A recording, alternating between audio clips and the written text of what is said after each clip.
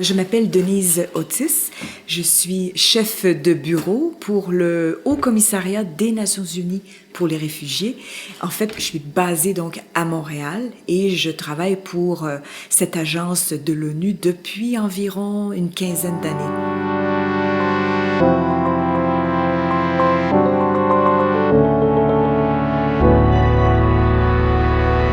Vous écoutez Au-delà de Roxane, un balado produit par le Centre social des immigrants avec la participation financière de Centraide.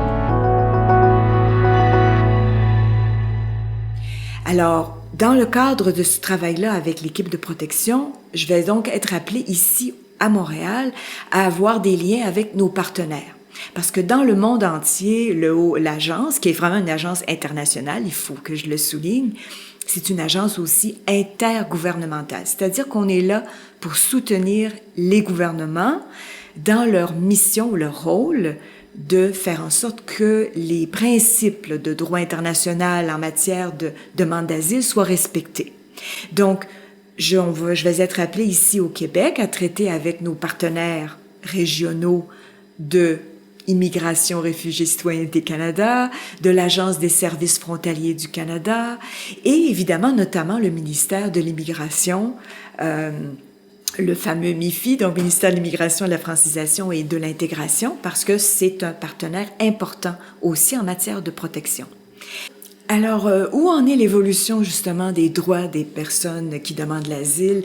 Je suis à quelque part bien placée pour en parler, puis je m'explique, c'est que avant d'arriver donc comme chef de bureau pour l'agence pour laquelle je travaille, j'étais donc avocate et je représentais des demandeurs d'asile. Et j'ai fait ça pendant au moins 15 ans.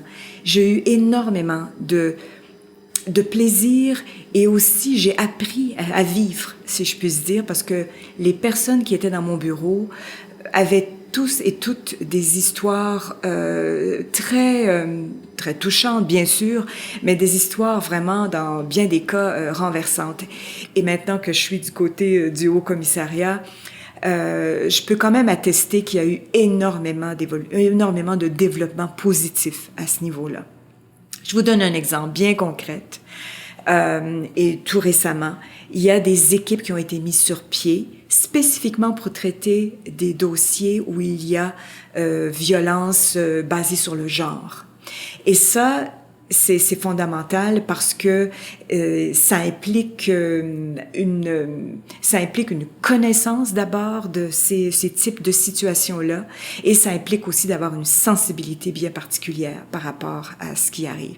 Il y a eu beaucoup de ratés dans le passé, dans certaines audiences de dossiers difficiles comme ça. Alors, il y a des choses bien concrètes qui ont été faites de façon à faire en sorte que les personnes puissent être mieux entendues dans des contextes meilleurs. C'est pas parfait, mais en fait, il y a aucun système, évidemment, de parfait, mais je peux en attester pour avoir été là depuis les débuts de ce tribunal-là, que ça s'est beaucoup amélioré. En ma vision, lorsque je suis arrivé, oui, ça a beaucoup changé pour le début parce que jusqu'à date, ça a changé parce que je me dis que je suis dans un pays que je suis accepté comme LGBT, que je peux vivre ma vie comme je veux, mais en matière de démarches ou des procédures de la demande d'asile ou en étant comme demande d'asile, des fois, c'est vrai qu'il y a de la frustration, il y a des stress, il y a des pensées qui nous viennent en tête, des craintes. On se demande qu'est-ce qui va nous arriver demain ou qu'est-ce qu'on peut vraiment ou qu'est-ce qu'on va expérimenter demain parce qu'on peut pas vraiment prédire le futur. Donc, si on ne sait pas comment est-ce que on doit se préparer avant le jour de notre audience, quels documents fournir, quelle démarche faire. Et que même des fois les avocats qu'on a qui sont des avocats gouvernementaux, c'est pas tous qui vont vraiment nous donner ces informations pour nous dire ok, va chercher cette chose, tu dois chercher cette chose, tu dois te préparer comme ça. Et si on se prépare pas dès le début, à la fin ça va être vraiment stressant, surtout avec cette pandémie là. Là en ce moment pour mon dossier je me suis rendu à l'étape, à une dernière étape, avant de pouvoir savoir quand est-ce que je vais avoir la date qui est à l'attente d'une date d'audience. J'attends une nouvelle date d'audience. Je pense que c'est important qu'on puisse relativiser ce qui arrive à nos frontières. Un des mythes principaux qu'on voit souvent, c'est d'être envahi. On est loin d'être envahi au Canada et les déplacements majeurs de personnes à coups de milliers, c'est dans les pays limitrophes. Ça n'arrivera jamais ici, ce sont les pays limitrophes et à 69%, ces pays limitrophes sont des pays en développement. Alors, si vous regardez les principaux pays là où il y a des déplacements de personnes, la Syrie, et j'ouvre une parenthèse, la Syrie, il y a 10 ans, était le pays qui en recevait le plus de réfugiés. La roue a tourné et maintenant, c'est un des pays d'où partent le plus de réfugiés. Alors, la Syrie, bien sûr, l'Afghanistan, qui est un pays je vais utiliser un terme horrible, mais qui produit des réfugiés, un terme comptable que je devrais pas utiliser ici, mais ça reste. Et puis bon, je passe pour le reste. On parle du Myanmar, par exemple. Alors tous les Rohingyas, ces apatrides qui sont retrouvés où? Ils sont retrouvés au Bangladesh, un des pays les plus pauvres au monde. Bon, alors cette histoire de craindre qu'on va être envahi, ça n'est jamais arrivé, ça n'arrivera jamais. On est bien trop loin. Et, je le répète, les gens ne peuvent pas aller aussi loin que les pays, et parfois doivent rester à l'intérieur de leur propre pays, comme dans une situation de réfugié. Il y a à peu près 80 millions de personnes qui sont déracinées à travers le monde. 25 millions sont des réfugiés, donc ils sont allés dans un autre pays pour chercher protection. Et 45 et plus sont à l'intérieur, ne peuvent pas avoir eu la possibilité, n'ont pas eu la possibilité de quitter leur pays. Et ils se trouvent comme ça déplacés à l'intérieur de leur propre pays, en étant persécutés, là, dans les mêmes conditions qu'un réfugié. Tout ceci pour dire que je pense que l'État est en mesure de bien gérer ses frontières, mais aussi de bien respecter ses obligations. Les provinces, parce que les provinces ont beaucoup un rôle à jouer important. Le Québec, quand même, donne l'assistance financière, l'aide juridique et aussi l'hébergement temporaire au départ. Ce sont là des coûts, il faut le reconnaître. Ce sont quand même des coûts qui parfois sont importants dépendamment du nombre, mais nous sommes encore dans des sociétés, j'allais dire, privilégiées par rapport aux autres pays qui reçoivent des millions de personnes réfugiées sur leur territoire. Et je pense que ce qu'il faut, c'est qu'il y ait une meilleure connaissance de ce phénomène-là, des gens qui demandent la protection, et qu'on puisse, si possible, rester fidèle à notre engagement.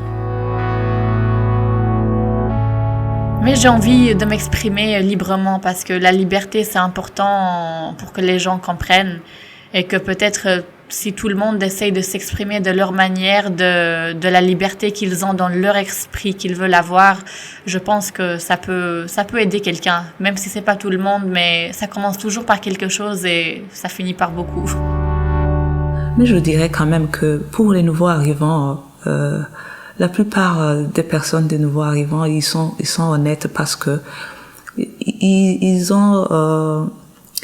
doivent être honnêtes parce que ils sont en train de chercher beaucoup de choses pour que et le gouvernement même ait confiance en eux.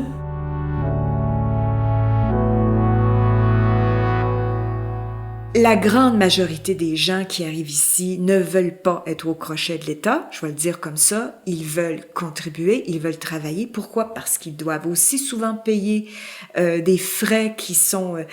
souvent, on parlait tout à l'heure dans une conversation du Liban. Au Liban, la situation médicale, en Iran, je vous nommerai aussi le Venezuela, beaucoup de personnes qui arrivent ici et qui vont tâcher de travailler pour subvenir à ces besoins vont aussi subvenir aux besoins des gens qu'ils ont laissés derrière eux et qui sont dans des situations catastrophiques au niveau médical ou à d'autres niveaux.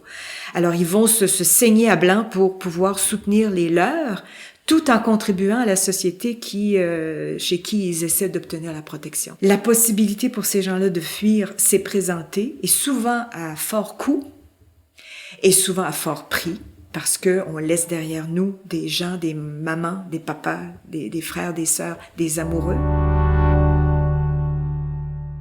Je souhaite avoir un travail digne, vraiment un travail que ça soit dans les centres hospitaliers comme ménage, que ça soit dans les bureaux du gouvernement ou des magasins ou des supermarchés, que ça soit. Donc je souhaite avoir vraiment un travail stable.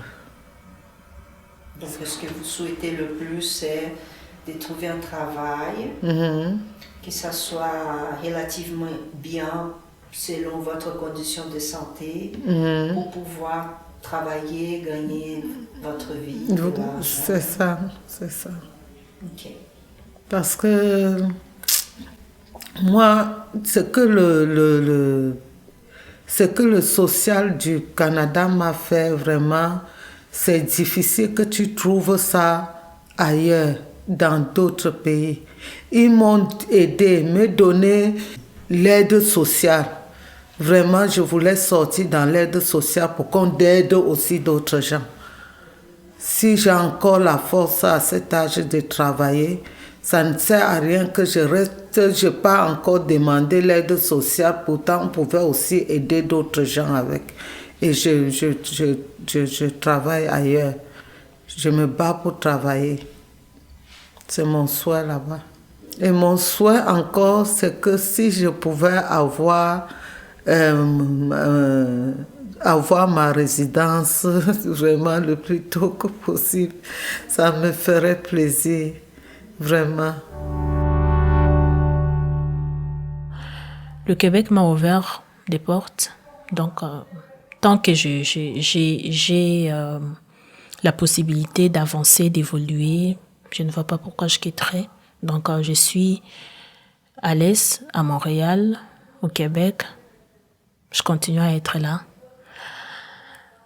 Je garde espoir d'aller revoir ma famille.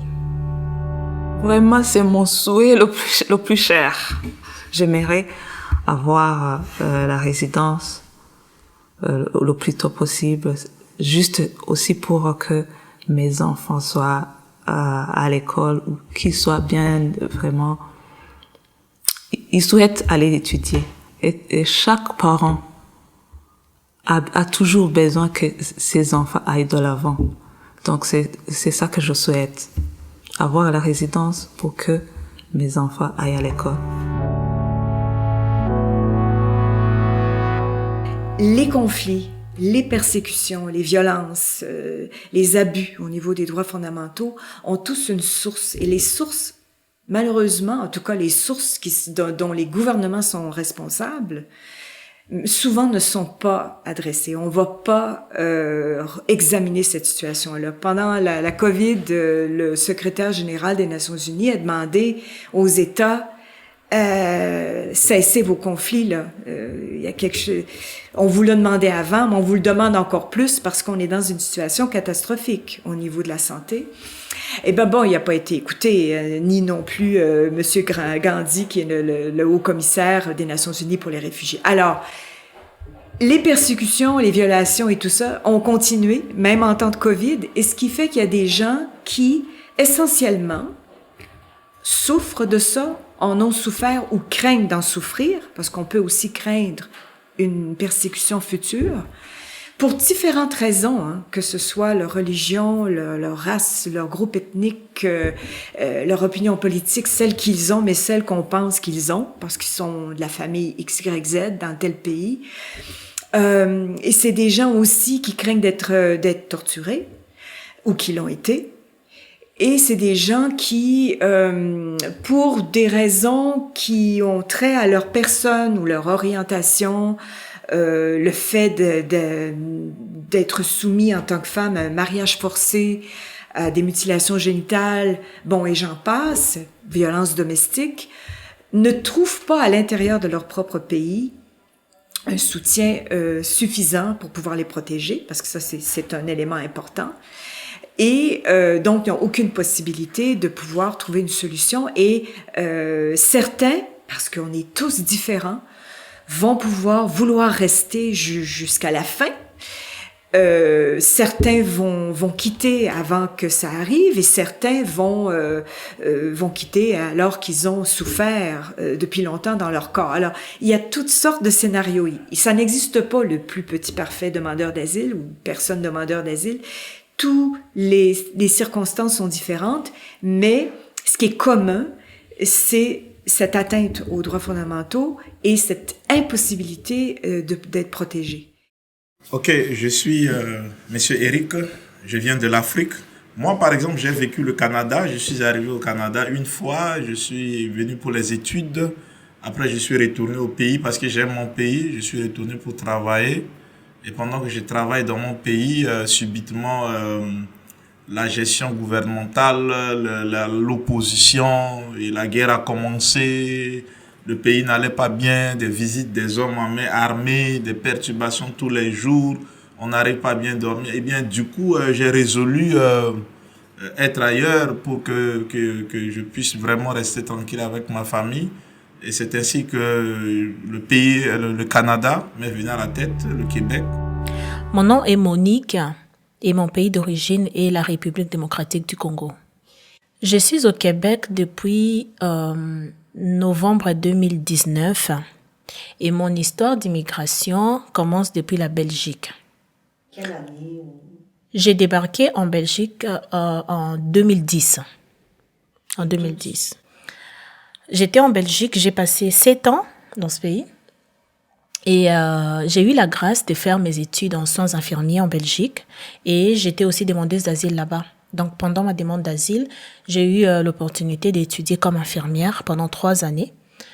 Une année après que j'ai commencé à travailler et que j'ai demandé à être régularisée, la Belgique me répond pour me dire, écoute, tu dois retourner chez toi au pays, on ne peut pas t'octroyer la résidence permanente, tu dois retourner chez toi au pays, demander un visa long séjour pour revenir en Belgique et travailler. Je m'appelle Mohamed Barry, je viens de la Guinée-Conakry. Bref, je suis là pour, au total, je peux dire 8 ans et quelques, mais j'ai fait 2 ans dans d'autres provinces. J'étais à Prince-Édouard pendant 2 ans, je suis revenu en 2019 pour une raison médicale. Donc j'étais ici comme demandeur d'asile, beaucoup de gens, et puis je suis résident permanent maintenant. Mais ça a pris un long chemin pour arriver là. Alors, mon prénom, c'est Loumtourié, si vous voulez bien savoir peut-être. C'est une origine albanaise. Je viens de Macédoine, si vous voulez, ex-Yougoslavie, Macédoine du Nord. Je suis d'origine albanaise parce qu'en Macédoine, il existe 2 origines, des Albanais et des Macédoniens. C'est ça. Alors, j'ai 21 ans. Ça fait 8 ans à peu près que j'ai vécu en France jusqu'à aujourd'hui, avant que j'arrive au Canada depuis 2 mois et demi. Donc, mes 14 ans, je les ai fêtés en France et avant, j'ai vécu en Macédoine du Nord. Et du coup, le jour que je suis arrivée en France, ça a tout basculé. Le temps que j'étais encore en Macédoine, on était encore des enfants, ça se passait tout bien, on était contents, il n'y avait rien de mal qui passait. Mais depuis qu'on est arrivé en France, ça a tout basculé.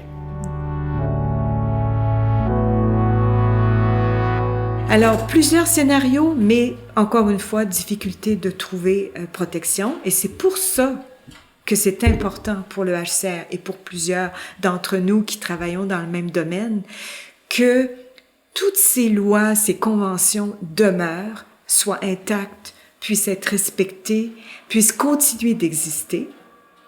Et c'est pour ça aussi qu'on fait souvent au HCR la différence entre des personnes qui sont dans la situation que je vous ai décrite et plus généralement tous ces différents types de migration.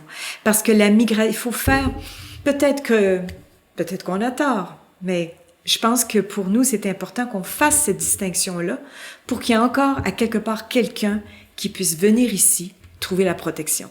Parce que malgré tout ce que j'ai dit jusqu'ici, il y en a quand même beaucoup qui trouvent la protection. 56% des demandes sont acceptées.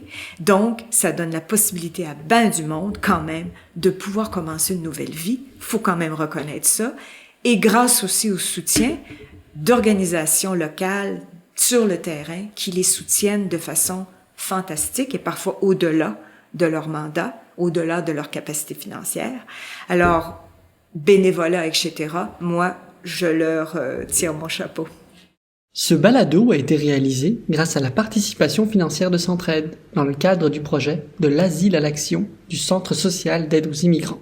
Ne manquez pas le prochain épisode de Au-delà de Roxham la semaine prochaine pour en apprendre encore plus sur les enjeux et réalités vécues par les demandeurs d'asile au Québec. Merci pour votre écoute. À bientôt.